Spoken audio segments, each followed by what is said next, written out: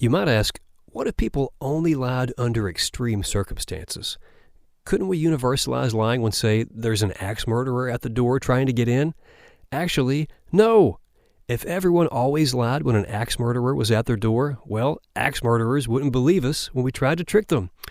Sorry, Mr. Axe Murderer, nobody's home? I know better than that, burst through door with axe. Kant himself realized as much and maintained that the best an ethical person could do in such a situation would be to lock their door and remain silent. Subjectivism isn't a big deal when we're talking about ice cream. If Johnny sincerely believes skunk oil is the most delicious flavor, that's odd, but who cares? If Johnny loves skunk oil ice cream, we can respect his personal taste from a distance. However, what if Johnny's moral beliefs are just as repugnant? What if he sincerely believes it's morally permissible to torture babies for fun? Johnny doesn't have in mind scenarios where he's forced to torture a baby to prevent terrorists from detonating a nuclear bomb in the middle of New York.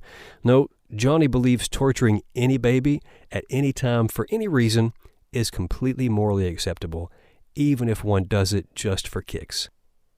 Imagine that when you awake tomorrow morning, you find yourself surrounded by a group of people in tuxedos and ballroom gowns. Looking to your left, you see that you're connected to one of them lying on a hospital bed via a series of medical tubes, with blood apparently flowing between you. The leader notices that you're waking, stands, and calmly says, "We are the Society for Music Lovers, and the gentleman to your left is a famous violinist, one of the world's greatest violinists, in fact.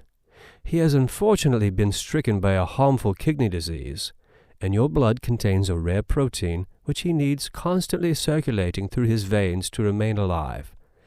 You may find this situation inconvenient, but if you disconnect, he will surely die. Thank you for your cooperation."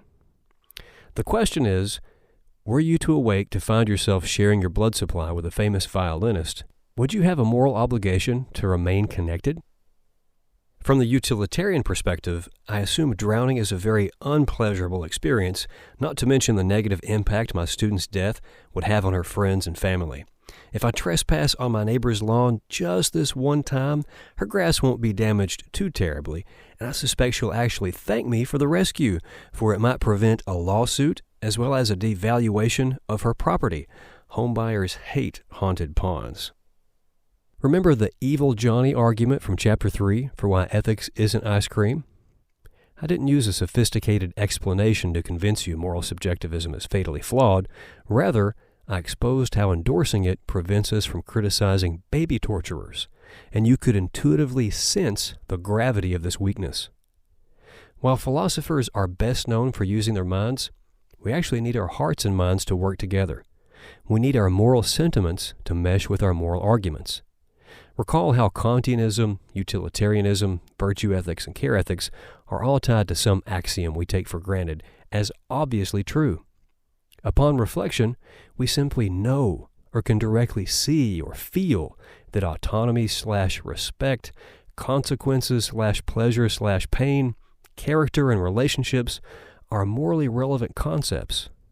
This seems to be ingrained in our experience as persons, regardless of where or when we are, something that we're able to draw upon naturally. This would mean shark swimmers should not only be informed of the danger, but provided with safety equipment and enough pay to cover basic housing, nutrition, and health care. No one can complain that shark swimmers have a boring job. Which of these interpretations of the second component of Kantian ethics is most convincing, I leave for you to decide. Which seems to best show rational agents adequate respect? Why? You might be reluctant to accept Degrassia's invitation to remain open to revising your views. If so, that's natural. The philosopher's pursuit of moral truth is an acquired attitude, and changing our minds suggests we were wrong, which most of us don't like doing. But sometimes making yourself vulnerable is the only way to grow. What we stand to lose in comfort and certainty, we stand to gain in wisdom. And if I can admit that I don't have everything figured out, surely you can too.